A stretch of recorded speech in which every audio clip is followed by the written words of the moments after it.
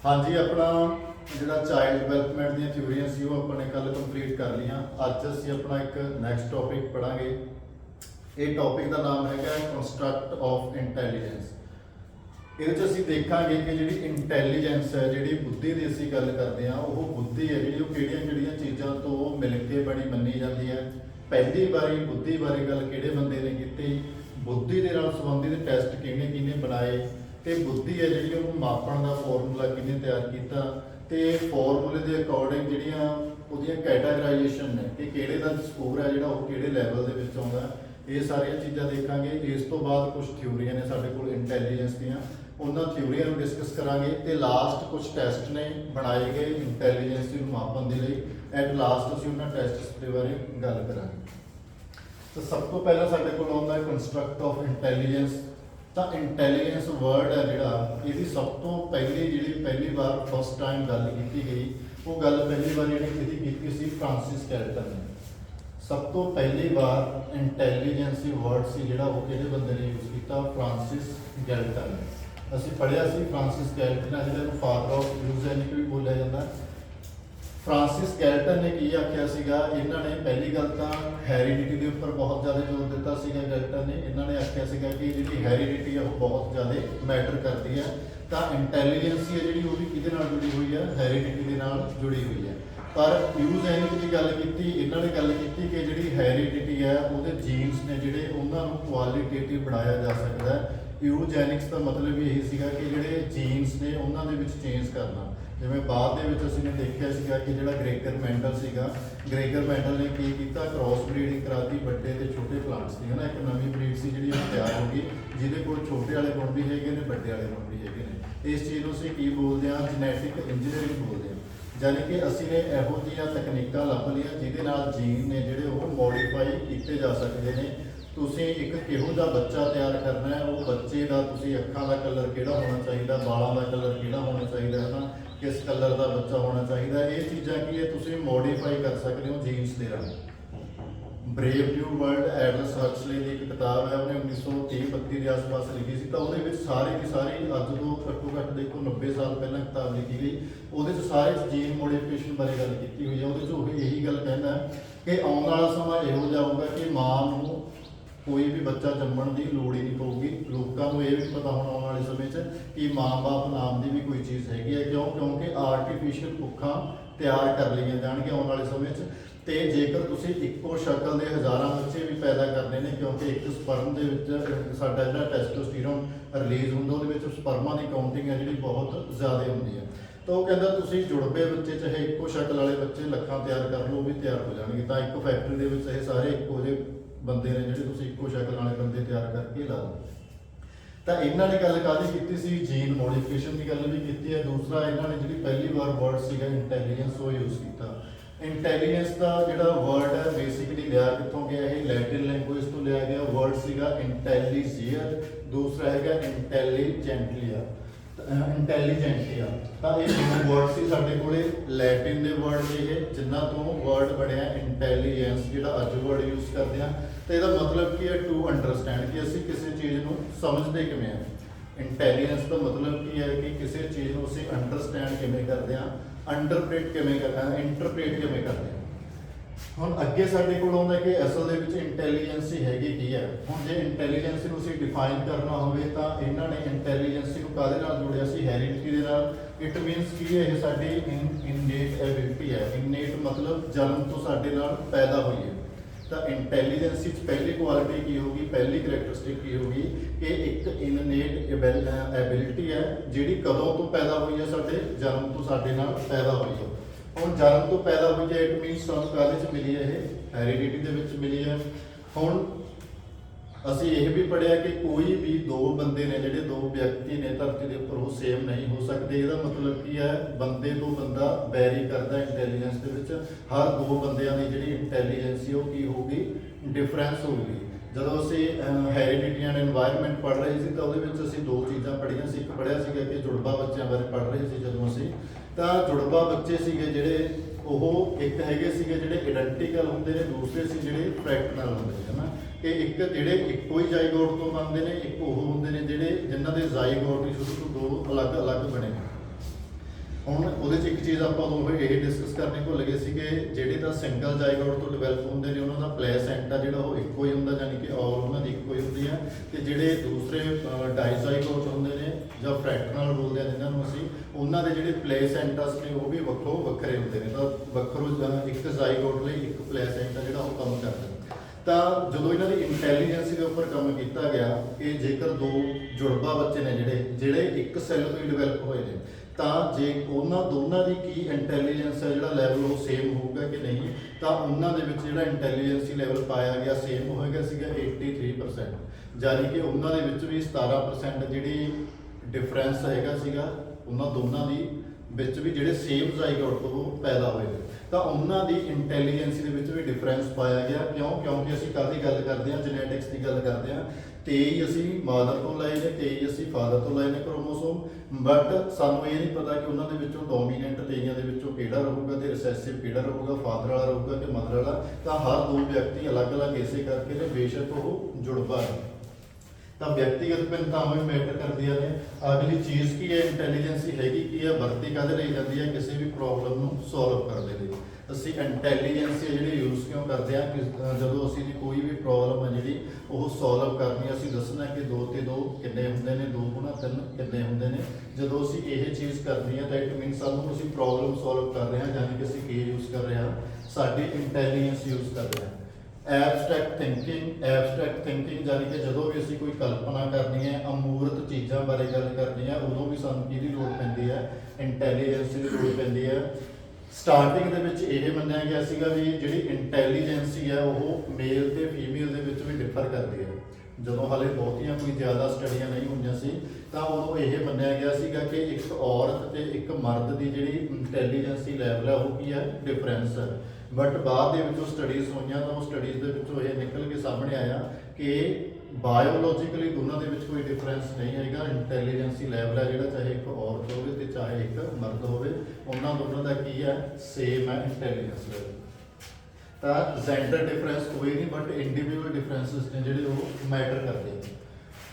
ਉਸ ਤੋਂ ਬਾਅਦ ਵੀ ਜਦੋਂ ਇੰਟੈਲੀਜੈਂਸੀ ਟੈਸਟਿੰਗ ਦੀ ਗੱਲ ਆਉਂਦੀ ਹੈ ਤਾਂ ਪਹਿਲਾਂ ਅਸੀਂ ਇਹਦੇ ਬਾਰੇ ਗੱਲ ਕਰਾਂਗੇ, ਆਸਪੈਕਟਸ ਆਫ ਇੰਟੈਲੀਜੈਂਸ ਦੇ ਆਸਪੈਕਟ ਕਿਹੜੇ ਨੇ, ਪਾਰਟਸ ਕਿਹੜੇ ਨੇ ਇੰਟੈਲੀਜੈਂਸ ਦੇ, ਯਾਨੀ ਕਿ ਅਸੀਂ ਕਿਹੜੇ ਖਿੱਤਿਆਂ ਦੀ ਇੰਟੈਲੀਜੈਂਸ ਦੀ ਗੱਲ ਕਰ ਸਕਦੇ ਹਾਂ। ਤਾਂ ਸਭ ਤੋਂ ਪਹਿਲਾਂ ਸਾਡੇ ਕੋਲ ਆਉਂਦਾ ਲੈਵਲ, ਯਾਨੀ ਕਿ ਇੰਟੈਲੀਜੈਂਸੀ ਡਿਪੈਂਡ ਕਰਦੀ ਹੈ ਤੁਹਾਡੀ ਡਿਫਿਕਲਟੀ ਲੈਵਲ ਦੇ ਅਕੋਰਡਿੰਗ। ਕੋਈ ਚੀਜ਼ ਸੌਖੀ, ਸਾਨੂੰ ਟਾਸਕ ਹੈ ਜਿਹੜਾ, ਪ੍ਰੋਬਲਮ ਹੈ ਸੌਖੀ ਦਿੱਤੀ ਗਈ ਹੈ, ਉਸ ਤੋਂ ਔਖੀ ਜਾਂ ਫਿਰ ਉਸ ਤੋਂ ਔਖੀ। ਤਾਂ ਹਰ ਇੱਕ ਦੀ ਇੰਟੈਲੀਜੈਂਸੀ ਹੈ ਜਿਹੜੀ, ਹੋ ਸਕਦਾ ਕੋਈ ਸੌਖੇ ਵਾਲੀ ਹੋਵੇ ਕਿਸੇ ਕੋਲ, ਹੋ ਸਕਦਾ ਕਿਸੇ ਕੋਲ ਔਖੇ ਵਾਲੀ ਹੋਵੇ। ਨੈਕਸਟ ਸਾਡੇ ਕੋਲ ਆਉਂਦਾ ਏਰੀਆ। ਤਾਂ ਡਿਫਰੈਂਟ ਏਰੀਆਜ਼ ਨੇ, ਜ਼ਰੂਰੀ ਨਹੀਂ ਕਿ ਹਰ ਇੱਕ ਬੰਦਾ ਜਿਹੜਾ ਹਰ ਇੱਕ ਏਰੀਆ ਦੇ ਵਿੱਚ ਐਕਸਪਰਟ ਹੋਊਗਾ। ਤਾਂ ਕੋਈ ਕਿਸੇ ਏਰੀਆ ਦੇ ਵਿੱਚ ਐਕਸਪਰਟ ਹੈ, ਕੋਈ ਸਿੰਗਿੰਗ ਦੇ ਵਿੱਚ ਹੈ ਨਾ, ਜਿਵੇਂ ਨੁਸਰਤ ਫਤਿਹ ਅਲੀ ਖਾਨ ਹੋ ਗਏ, ਉਹਨਾਂ ਦਾ ਸਿੰਗਿੰਗ ਦੇ ਵਿੱਚ ਹੈਗਾ। ਪੇਂਟਿੰਗ ਦੇ ਵਿੱਚ ਪਾਬਲੋ ਪਿਕਾਸੋ ਹੋਰੀ ਹੋ ਗਏ, ਮਾਈਕਲ ਐਂਜਲੋ ਹੋਰੀ ਹੋ ਗਏ। ਤਾਂ ਐਵੇਂ ਕ੍ਰਿਕਟ ਦੇ ਵਿੱਚ ਕੋਈ ਹੋਰ ਹੁੰਦਾ, ਫੁੱਟਬਾਲ ਦੇ ਵਿੱਚ ਕੋਈ ਹੋਰ ਹੁੰਦਾ, ਏਰੀਆਜ਼ ਨੇ। ਨੈਕਸਟ ਸਾਡੇ ਕੋਲ ਕੀ ਆਉਂਦੀ ਹੈ, ਸਪੀਡ। ਤਾਂ ਇੰਟੈਲੀਜੈਂਸੀ ਹੈ ਜਿਹੜੀ, ਇਹ ਹੁੰਦਾ ਕਿ ਤੁਹਾਡੀ ਡਿਪੈਂਡ ਕਰਦੀ ਹੈ ਕਿ ਤੁਸੀਂ ਪ੍ਰੋਬਲਮ ਨੂੰ ਕਿੰਨੀ ਜਲਦੀ, ਕਿੰਨੀ ਸਪੀਡ ਦੇ ਨਾਲ ਸੋਲਵ ਕਰਦੇ ਹੋ, ਤੇ ਜਾਂ ਫਿਰ ਤੁਹਾਡੀ ਬਾਡੀ ਦੀ ਜਿਹੜੀ ਸਪੀਡ ਹੈ ਕਿ ਕਿਸੇ ਵੀ ਅੰਗ ਦੀ ਕੰਮ ਕਰਨ ਦੀ ਉਹ ਕਿੰਨੀ ਹੈ। ਲਾਸਟ ਸਾਡੇ ਕੋਲ ਹੈਗਾ ਰੇਂਜ ਦਾ ਮਤਲਬ ਹੈ ਕਿ ਤੁਸੀਂ ਕਿੰਨੇ ਏਰੀਆਸ ਨੂੰ ਕਵਰ ਕਰਦੇ ਹੋ।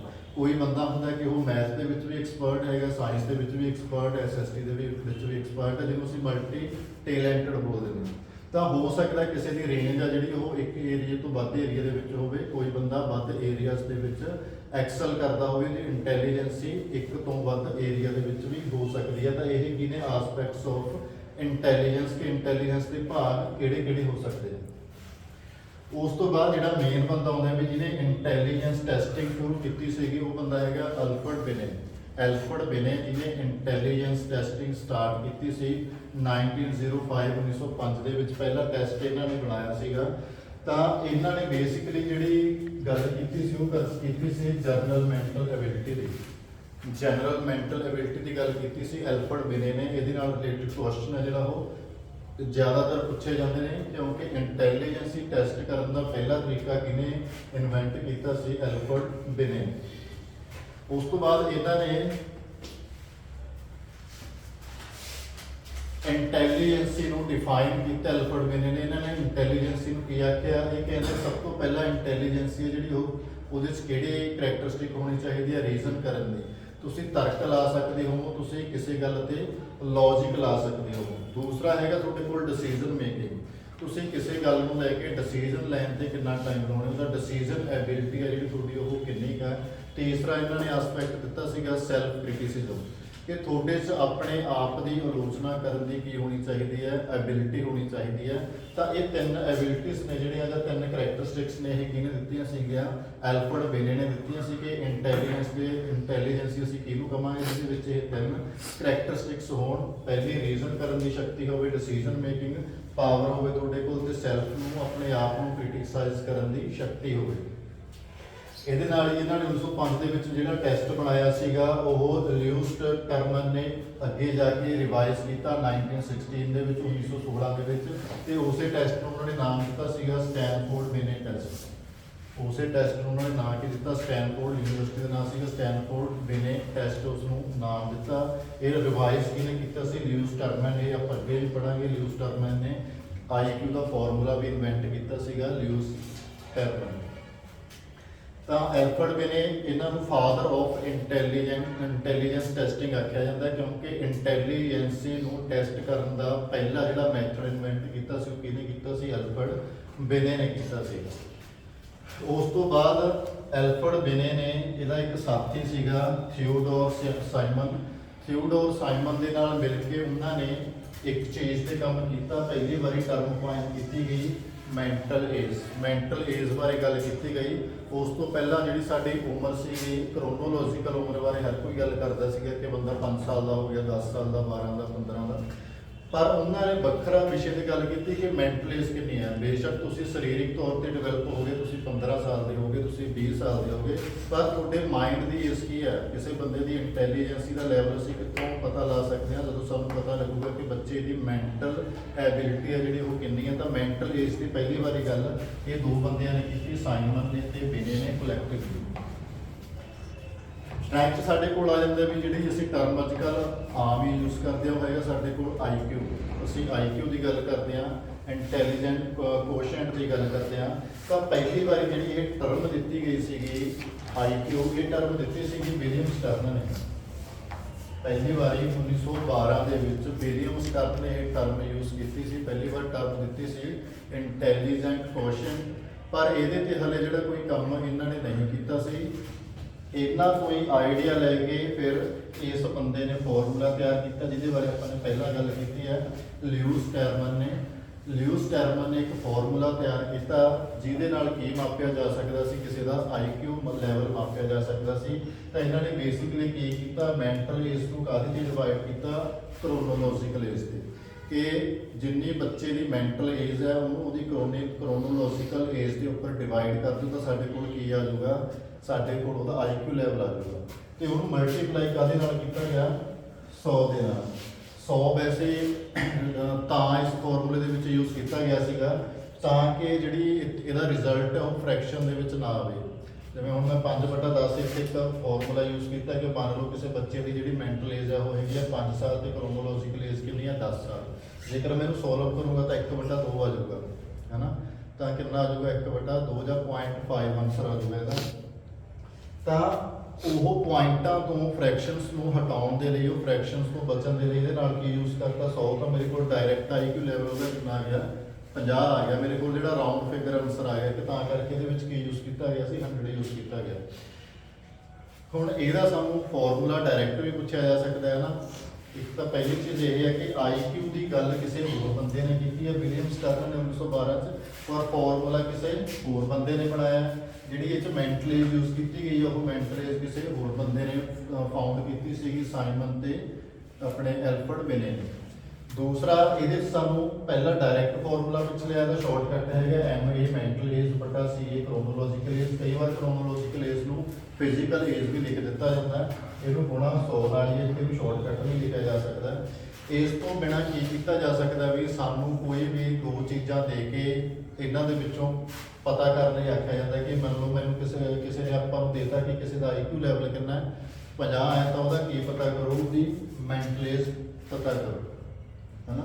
एवें पता एवें क्वेश्चन सानू दिता जा सकता है, तो या फिर सानू डायरैक्टली जिवें आपां ये क्वेश्चन सॉल्व किया होया एवें भी क्वेश्चन आ सकता है, तो या फिर सानू ये क्रोनोलॉजिकल एज है जिहड़ी वो फाइंड करने वास्ते आख्या जा सकता है।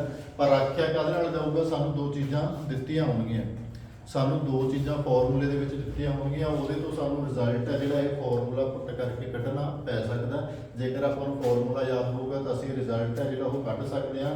ਤੇ ਪਲੱਸ ਸਾਨੂੰ ਕੋਈ ਵੀ ਸਕੋਰ ਦੇ ਕੇ ਇੱਕ ਇਹ ਪੁੱਛਿਆ ਜਾ ਸਕਦਾ ਕਿ ਇਹ ਫਾਲ ਹੈ ਜਿਹੜਾ ਇਹਨਾਂ ਨੂੰ ਕਿਹਦੇ ਵਿੱਚ ਫਾਲ ਕਰ ਰਿਹਾ ਹੈ। ਹੁਣ ਇਹ ਹੈ ਜਿਹੜਾ ਇੱਕ ਇੰਡੈਕਸ ਬਣਾਇਆ ਹੋਇਆ, ਪਰ ਇਹ ਇੰਡੈਕਸ ਵੀ ਵੈਰੀ ਕਰਦਾ, ਇਹਦੀਆਂ ਵੈਲਿਊਜ਼ ਨੇ ਜਿਹੜੀਆਂ ਤੁਸੀਂ ਅਲੱਗ-ਅਲੱਗ ਜਗ੍ਹਾ ਤੇ ਕਰੋਗੇ ਅਲੱਗ-ਅਲੱਗ ਵੈਲਿਊਜ਼ ਦਿੱਤੀਆਂ ਹੋਣਗੀਆਂ। ਕਿਸੇ ਨੇ ਇਹ ਇੰਡੈਕਸ ਬਹੁਤ ਛੋਟਾ ਬਣਾਇਆ ਜਿਵੇਂ 120 ਤੋਂ ਡਾਇਰੈਕਟਲੀ 140 ਤੱਕ ਦੇ ਰੱਖਿਆ, ਕਿਸੇ ਨੇ ਇਹਨੂੰ ਤੋੜ ਕੇ ਲਿਖਿਆ ਹੋਇਆ। ਪਹਿਲਾ ਜਿਹੜਾ ਉਹਨਾਂ ਨੇ ਦਿੱਤਾ ਕਿ ਜੇਕਰ ਜਦੋਂ ਅਸੀਂ ਇਹ ਫਾਰਮੂਲਾ ਕੈਲਕੂਲੇਟ ਕਰਾਂਗੇ, ਇਹ ਫਾਰਮੂਲਾ ਕੈਲਕੂਲੇਟ ਕਰਨ ਤੋਂ ਬਾਅਦ ਜੇਕਰ ਸਾਡੇ ਕੋਲੇ ਆਨਸਰ ਹੈ ਜਿਹੜਾ ਉਹ 140 ਤੋਂ ਉੱਪਰ ਆ ਰਿਹਾ ਹੈ, ਇਹ ਫਾਰਮੂਲਾ ਕੈਲਕੂਲੇਟ ਕਰਨ ਤੋਂ ਬਾਅਦ ਜੇਕਰ ਸਾਡੇ ਕੋਲ ਆਨਸਰ 140 ਜਾਂ ਫਿਰ 140 ਤੋਂ ਉੱਪਰ ਆ ਰਿਹਾ ਤਾਂ ਅਸੀਂ ਉਹਨੂੰ ਕੀ ਕਵਾਂਗੇ, ਜੀਨੀਅਸ। ਉਹਨੂੰ ਅਸੀਂ ਕੀ ਕਵਾਂਗੇ, ਜੀਨੀਅਸ ਕਵਾਂਗੇ।